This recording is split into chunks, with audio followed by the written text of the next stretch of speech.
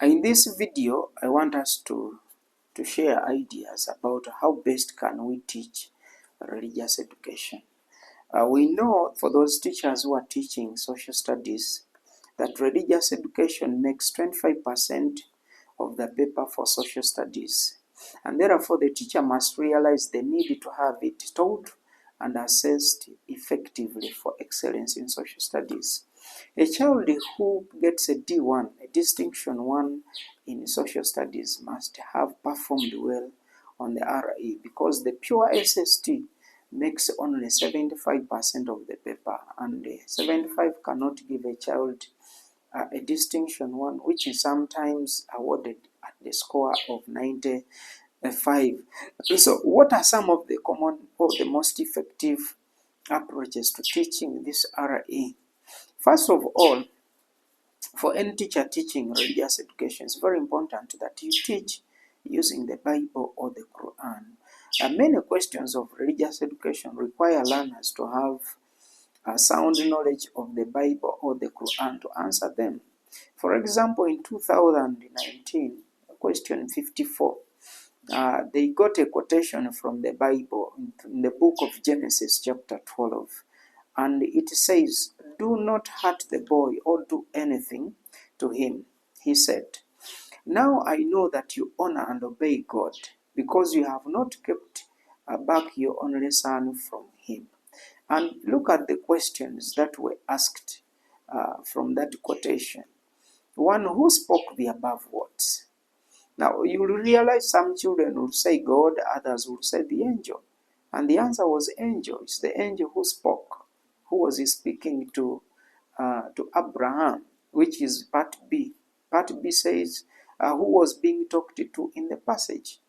And the part C says, mention the son who was to be sacrificed.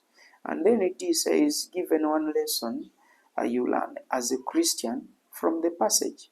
So this is a simple gesture that for children to be able to pass this kind of question, they need to have sound knowledge of the Bible. Therefore, let us incorporate the Bible in our usual teaching of religious education, as well as the RE, the Quran, while teaching the Islamic religious education. Number two, teach spiritual values as opposed to just content. You realize that in the quotation that was given for 54 in 2019, Part B was asking children to give the lessons they learn from that situation of Abraham being compelled to sacrifice his son. What moral lessons do Christian children, or do Christians generally, learn from this kind of scenario? Therefore, we need to teach more moral values, not just content.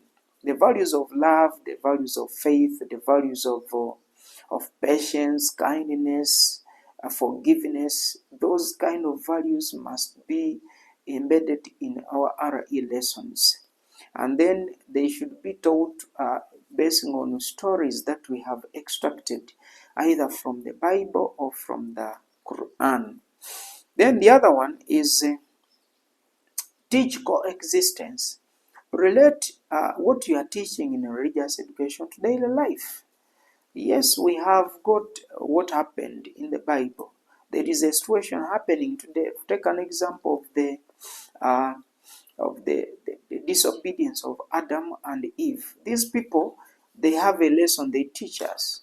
The suffering we are having today is because of the action that they did of disobeying God and eating the forbidden fruit. So whatever lesson you teach in class, that is religious education lesson, make sure you relate it with the child's daily life. The other example on the same note is the story of the Good Samaritan. Like, how did the Good Samaritan help the man who had been injured on the way? And then how does that relate to life today? In the life of a child, how can a child help the other children that are in need at school, at home, or in the community? Then the other point is put emphasis on the Christian or Islamic calendar. Many questions of RE are being extracted based on the Islamic calendar and the Christian calendar. This involves the events celebrated, the personalities celebrated, and the religious importance of such events. So let learners know and understand the key events celebrated on various Christian or Islamic religious holidays according to their calendar. And then the other one is have a wide source of information at school, home, or even at church or in the mosque.